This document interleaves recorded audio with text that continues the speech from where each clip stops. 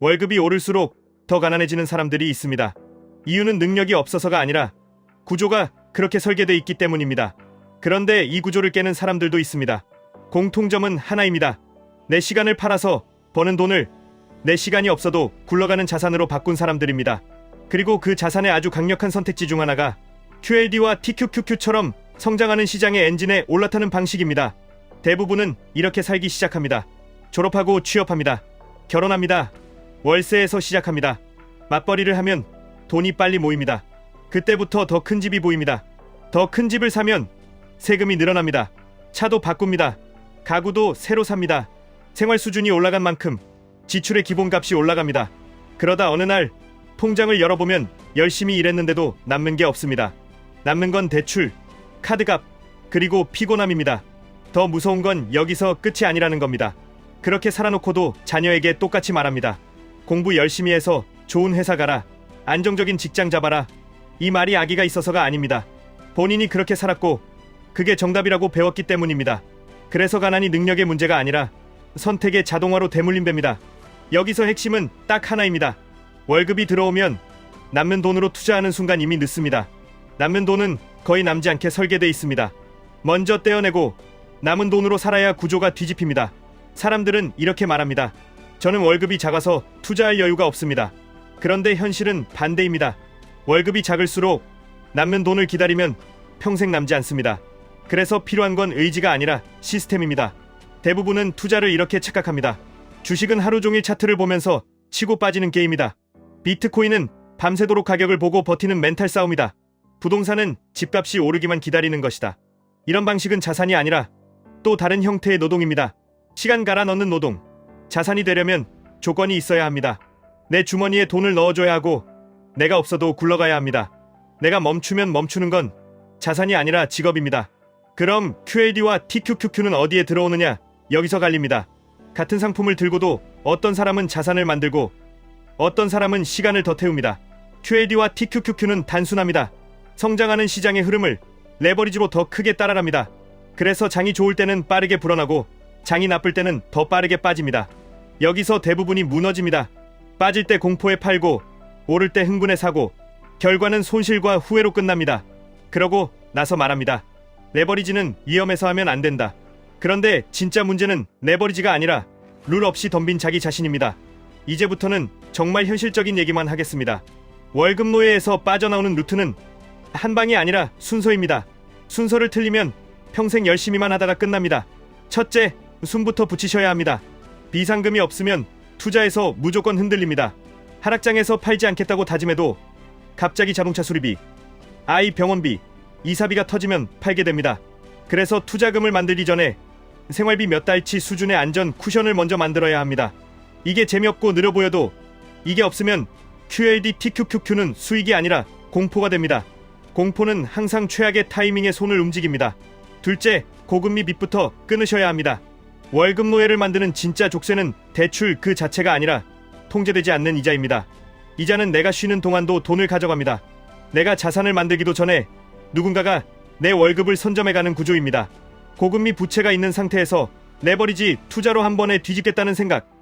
이게 가장 흔한 파산 루트입니다. 공격은 방어 위에서만 의미가 있습니다. 셋째, 자동화를 거셔야 합니다. 월급말이 되면 투자 계좌로 돈이 자동으로 이동하고 자동으로 매수되는 구조를 먼저 깔아야 합니다. 남는 돈으로 투자하면 평생 남는 돈이 없습니다. 먼저 투자하고 남은 돈으로 생활을 맞추면 처음엔 불편하지만 시간이 갈수록 체질이 바뀝니다. 체질이 바뀌면 그때부터 자산은 속도를 냅니다. 넷째, QLD, TQQQ를 자산으로 쓰는 룰을 정하셔야 합니다. 룰이 없으면 QLD, TQQQ는 내 멘탈을 갈아먹는 기계가 됩니다. 룰이 있으면 QLD, TQQQ는 내 시간을 사주는 도구가 됩니다. 여기서 핵심은 매수 룰, 보유 룰, 추가 매수 룰, 매도 룰, 현금 룰입니다. 5개가 있어야 합니다. 하나라도 없으면 하락장에서 무너집니다. 매수 룰은 단순해야 합니다. 복잡하면 안 지킵니다. 예를 들어 이런 식입니다. 매달 같은 날 같은 금액으로 매수합니다. 그리고 시장이 크게 흔들리는 구간에서는 미리 정한 조건에서만 추가로 분할 매수합니다. 이때 중요한 건 차트를 하루 종일 보는 게 아니라 미리 정한 신호가 왔을 때만 움직이는 것입니다. 신호는 누구나 자기 성향에 맞게 정할 수 있습니다. 하지만 공통점은 하나입니다. 평소에는 자동, 특별한 날만 수동.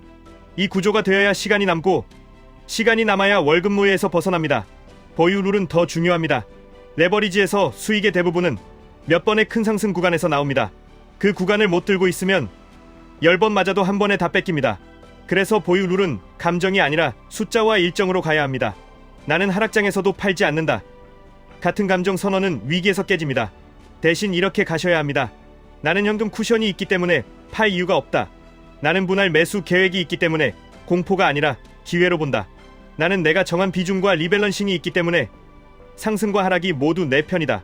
이런 구조가 진짜 강합니다. 추가 매수 룰은 욕심을 통제하는 장치입니다. 사람들은 떨어질 때 더 사면 된다고 말하지만 실제로는 떨어질 때 겁나서 못 삽니다. 그래서 미리 정해둬야 합니다.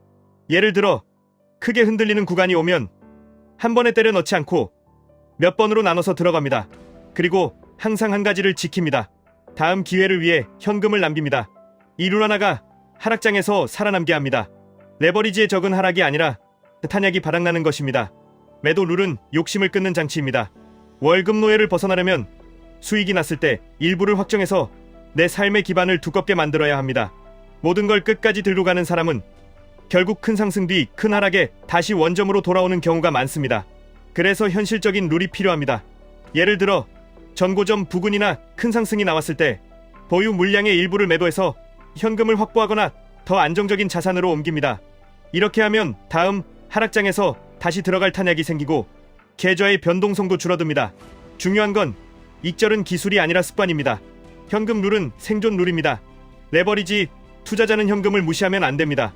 현금은 수익이 없는 자산이 아니라 미래의 수익을 사는 선택권입니다. 현금이 있으면 하락장에서 강해지고 현금이 없으면 하락장에서 약해집니다. 강한 사람이 시장을 이깁니다. 똑똑한 사람이 아니라 끝까지 버틴 사람이 이깁니다. 끝까지 버티려면 현금이 필요합니다. 여기까지 오면 본질이 보이실 겁니다. 월급 노예에서 벗어난 사람들은 더 많이 일한 사람들이 아닙니다. 더 많이 고민한 사람도 아닙니다. 돈이 들어오는 길을 하나 더 만든 사람들입니다. 시간으로 돈을 바꾸는 길 하나, 돈이 돈을 낳는 길 하나. 이 두 개가 동시에 돌아가면 인생이 달라집니다. 그리고 QLD TQQQ는 그 두 번째 길을 빠르게 키울 수 있는 도구가 될 수 있습니다. 단, 도구는 도구일 뿐입니다. 도구를 휘두르는 손에 룰이 없으면 다칩니다. 여기서 많은 분들이 이렇게 생각하실 겁니다. 그럼 지금 당장 QLD TQQQ를 사면 되나요? 아닙니다. 지금 당장 필요한 건 매수가 아니라 구조입니다. 구조 없이 매수하면 내 인생은 시장의 기분에 흔들립니다. 시장이 내 상사가 됩니다. 월급 노예에서 벗어나려다가 차트 노예가 됩니다. 목표가 바뀌는 겁니다. 우리는 월급을 대체하려는 게 아니라 시간을 되찾으려는 겁니다. 또 이런 질문이 나옵니다. TQQQ는 너무 위험하지 않나요? 맞습니다. 위험할 수 있습니다. 그래서 비중이 중요합니다. 처음부터 크게 가지 마시고 내가 흔들려도 버틸 수 있는 크기에서 시작해야 합니다. 잠을 못 자는 비중은 내 비중이 아닙니다. 욕심이 만든 비중입니다. 투자에서 제일 비싼 대가는 손실이 아니라 잘못된 행동입니다. 잘못된 행동은 대부분 과한 비중에서 나옵니다. 또 이런 질문도 나옵니다. 하락장이 오면 어떻게 해야 하나요? 하락장은 피하는 대상이 아니라 계획대로 실행하는 구간입니다. 비상금이 있고 분할 매수 탄약이 남아있고 매수 조건이 정해져 있으면 하락장은 공포가 아니라 할인입니다. 반대로 비상금이 없고 빚이 많고 룰이 없으면 하락장은 지옥입니다. 같은 하락장인데 준비된 사람에겐 기회고 준비 안 된 사람에겐 벌입니다. 또 이런 얘기도 들립니다. 나는 직장도 바쁘고 육아도 바쁘고 공부할 시간이 없다. 그래서 더더욱 QLD TQQQ 같은 방식이 맞을 수 있습니다. 왜냐하면 이건 차트를 붙잡는 노동이 아니라 시스템 투자에 가깝게 만들 수 있기 때문입니다. 매달 자동으로 매수하고 분기나 반기에 한 번만 점검하고 내 비중이 과해지면 리밸런싱하고 수익이 크게 났을 때 일부 확정해서 기반을 단단히 하고 다음 하락장 탄약을 남기는 것. 이게 가능하면 바쁜 사람이 오히려 유리합니다. 바쁜 사람은 손이 덜 움직입니다. 손이 덜 움직이는 사람이 수익을 지키는 경우가 많습니다. 그리고 마지막으로 이게 진짜 핵심입니다. 자녀에게 무엇을 물려줄 것인가입니다. 집 한 채를 물려주는 게 아니라 돈을 보는 눈을 물려줘야 합니다. 돈이 들어오면 소비부터 하는 습관, 대출로 당겨 쓰는 습관, 남는 돈으로만 투자하는 습관. 이걸 물려주면 가난은 계속 이어집니다.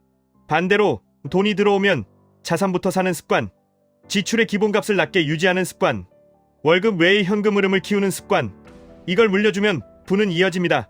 그리고 아이는 부모의 말을 듣지 않습니다. 부모의 반복을 배웁니다. 그래서 부모가 먼저 구조를 바꾸셔야 합니다. 오늘 영상의 결론은 단순합니다. 월급은 목적이 아니라 재료입니다. 월급을 모아서 부자 되는 시대가 아니라 월급을 자산으로 바꾸는 사람만 살아남는 시대입니다. QLD와 TQQQ는 그 자산을 빠르게 키울 수 있는 강력한 선택지입니다. 하지만 강력한 만큼 룰이 없으면 독이 됩니다. 비상금, 부채 통제, 자동화, 비중, 분할, 리밸런싱, 익절, 현금, 이 8가지를 한 번에 완벽히 하실 필요는 없습니다. 다만 순서대로 하나씩 깔아가시면 됩니다. 그 순간부터 가난의 대물림은 끊깁니다. 월급 노예의 끝은 더 좋은 회사가 아니라 더 좋은 구조입니다. 지금까지 1분 투자 하이젠버그였습니다.